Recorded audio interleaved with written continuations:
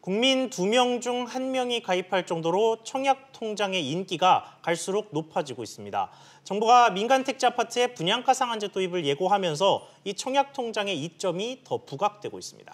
네, 공공과 민간의 신규 아파트 분양 자격을 얻는 데 활용되는 청약통장 어떻게 활용해야 청약 가점을 높일 수 있을까요? 생활경제연구소 구본기 소장과 자세히 알아보겠습니다. 어서 오세요. 네, 안녕하세요. 안녕하세요. 네.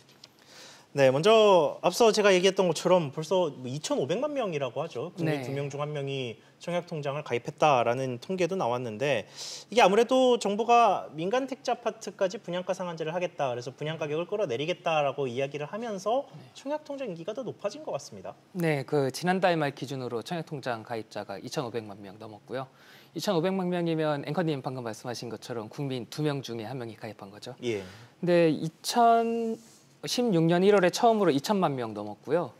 그 뒤로부터 1년 6개월 만인 지난달 말에 이제 2,500만 명 돌파한 건데요. 그러니까 꾸준하게 계속 늘고 있는 거예요. 예. 이게 청약통장 가입자가 계속 꾸준하게 늘고 있는 이유가 따로 있는데요. 이게 청약통장의 두 가지 특징 때문에 그래요. 네. 첫 번째는 청약통장은 주택을 청약받을 수 있는 일종의 티켓이에요. 예. 이 티켓이 있어야지 청약시장에서 뭐라도 할 수 있으니까는요. 우선은 굉장히 매력이 높고요. 두 번째는요. 중간에 해지해도 원금 손실이 발생하지 않는 저축 상품이에요. 그러니까 이 두 가지가 결합해서 시장에서는 어떻게 생각들을 하시냐면요. 우선은 만들어주면 좋다. 어차피 손해볼 거 없지 않느냐. 이런 생각들을 갖고 있기 때문에 많이들 가입을 하고 계시는데요. 한편으로는 일각에서 이게 민간 택지에 대한 분양가 상한제 때문에 이번 달에 다른 이전 달들보다 훨씬 더 압도적으로 올랐다라는 이야기들이 나와서 제가 나오기 전에 한번 데이터를 좀 찾아봤거든요. 네, 데이터를 찾아봤는데 사실 이거는 사실은 아니에요. 네, 왜냐하면은 이번 7월에 청약통장 가입자 수가 9만 명 정도 늘었어요. 예. 근데 지난 4월에도 마찬가지로 9만 명 늘었어요. 아, 네, 그렇고 2월에는 그보다 훨씬 많이 올랐어요. 15만 명이 가입을 했거든요. 그러니까 일각에서 하는 주장, 그러니까 민간 택지 분양가 상한제 때문에 7월 달에 이전 달들보다 압도적으로 올랐다. 이 주장은 사실은 아니고요. 다만 민간 택지에 대한 분양가 상한제 영향으로요. 아무래도 분양가 상한제라는 게 택지비에다가 건축비를 더한 금액을 상한으로 두고 그 이상으로 뭐 넘게 분양하지 말아라라는 내용이니까는요. 예. 아무래도 저렴하게 분양받아서 시세대로 비싸게 팔면은 소위 말하는 뭐 로또 청약이다. 뭐 이런 시세 차익을 얻을 수 있으니까는요. 아무래도 관심이 높아진 건 사실인 것 같아요.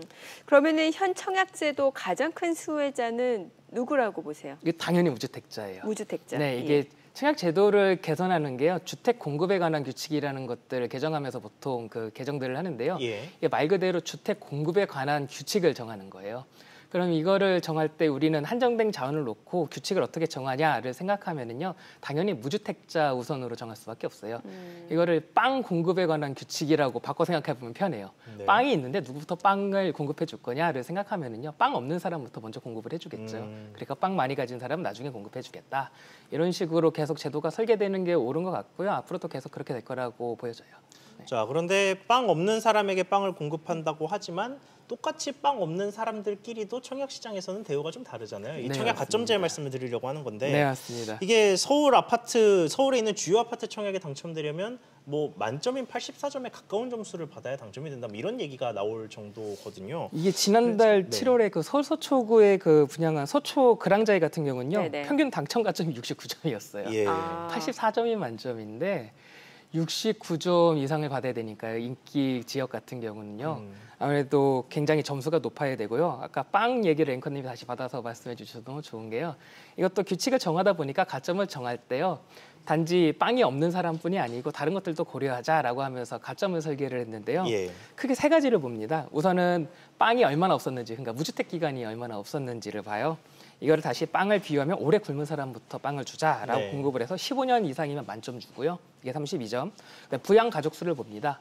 자기 집도 없는데 자식들도 많이 데리고 있고 거기에다가 부모까지 부양하게 되면 점수를 더 주자라는 생각으로 점수를 더 설계하게 돼 있는데요. 이거는 본인 포함해서 6명 이상이면은 35점 만점입니다. 예. 네. 그리고 마지막으로 보는 게 청약통장 가입 기간을 봅니다. 예. 주택 청약에 대한 의지를 보는 건데요. 이거는 15년 이상이면 17점 만점이고요. 내 점수는 그럼 과연 69점 이상 될까? 뭐 이런 것들을 확인하고 싶으시면요. 인터넷에 아파트 투유라고 치면은 사이트가 나오는데요. 예. 거기서 가점, 본인 가점을 조회해 보실 수 있으세요. 아파트는 한글로 입력해도 되나요? 네, 맞습니다. 아파트 투유. 네. 알겠습니다. 자, 그럼 가점제를 결국 대비한다라는 건데 가점을 높일 수 있는 방법이 있을 것 같아요. 네, 이 세 가지 항목에 대해서 결국은 높여야 되는 네네. 건데요. 아무래도 무주택 기간에 대해서는 아무래도 주어지는 거니까 그거는 그렇죠. 어떻게 건들 수가 없는 거고 예. 그렇다고 또 무책임하게 자녀를 더 낳으세요라고도 이제 말씀을 드릴 수는 없는 거고요. 네. 그 부분 우선은 그 부양가족 수 부분에 대해서는 뭐 가능하다면 부모님을 부양하세요라고 하는데 이것도 좀 힘든 것 같고요.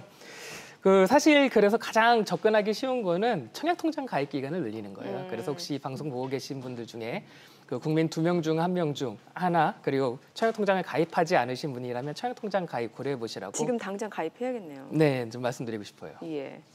자, 그러면 무주택 기간 같은 경우에는 네. 이게 뭐 태어날 때부터 산정이 되는 건가요? 아니면 뭐 일정 나이가 기준인 건가요? 뭐 어느 기준으로 무주택 기간이 몇 년 됐다라고 산정을 하는지가 궁금한데 좀 설명 좀 부탁드립니다. 네, 일정 나이가 지나야지 산정이 돼요. 원칙적으로는요, 만 30세 이상부터 적용이 되고요. 대신 30세 되기 전에 이제 결혼을 하게 되면 그때부터 산정을 예. 하게 네. 되어 있습니다. 그렇군요. 자, 요즘 자녀들에게 그래서 이제 청약 통장을 일찌감치 만들어주고 가입시키시는 분들이 많은 것 같은데 그러면 어렸을 때 청약 통장을 만들었으면 그때부터 가점이 계산되는 건가요? 어떻게 되는 건가요? 네, 맞습니다. 저희가 아까 청약통장 가입 기간을 점수로 환산한다고 했잖아요. 예. 그러면 결국 가입 기간이 늘어야 되는 건데 그래서 이거를 생각하셔서 미성년자 자녀한테 통장을 만들어 주시는 분들이 계세요. 네네. 그런데 미성년자 자녀라고 해서 쭉 계속 받는 거는 아니고요. 이 미성년자한테 통장을 만들어 주면은요, 그 성인이 될 때까지 2년까지밖에 그 기간을 인정해주지 않아요. 그러니까 만 19세 전에는 2년밖에 인정을 안 해주니까는요, 가장 이 점수를 많이 받고 싶으시면요, 만 17세에 가입하시는 게 좋아요. 아, 그러네. 여러모로 가장. 네. 예. 그러면 통장 그 가입 기간의 최대 만점 기간이 몇 년인가요? 15년이요. 15년이요. 15년. 그런데 미성년자까지는 2년. 그러니까 네. 성인이 된 다음에 13년을 만점까지 채울 수 네, 있다라는 맞습니다. 얘기군요. 아, 네. 그렇군요. 자, 그런데 이 청약 넣으시는 분들 이것도 어차피 통장이다 보니까 돈을 현금을 넣어야 되는 거잖아요. 네, 맞습니다. 그래서 이거를 뭐 한 달에 얼마씩 넣는 게 좋은지 아니면 뭐 몰아서 넣는 게 더 나은지 뭐 이런 것들 이제 고민 있으신 분들도 있을 것 같은데 이거에 대해서도 설명 부탁드립니다. 아까 제가 설명드린 거의 연장선인데요. 제가 자꾸 청약 통장의 가입 기간을 말씀드렸는데요. 네네. 민영주택 같은 경우는요, 가입 기간을 보고 금액을 보지 않기 때문에요. 금액 같은 건 상관이 없어요. 네. 다만 그 적용되는 게 공공분양이라고 불리는 그 국민주택의 경우에는요, 돈을 얼마나 자주 그리고 많이 넣느냐를 봐요. 이렇게 말씀을 드리면 시청자분들께서는 뭐야, 그럼 돈 많은 사람들한테만 이익인 거 아니야?라고 생각하실 수 있는데요. 예. 납입 금액이 10만 원을 초과하면요, 그 초과분은 그 횟수에서 인정을 해주지 않기 때문에요.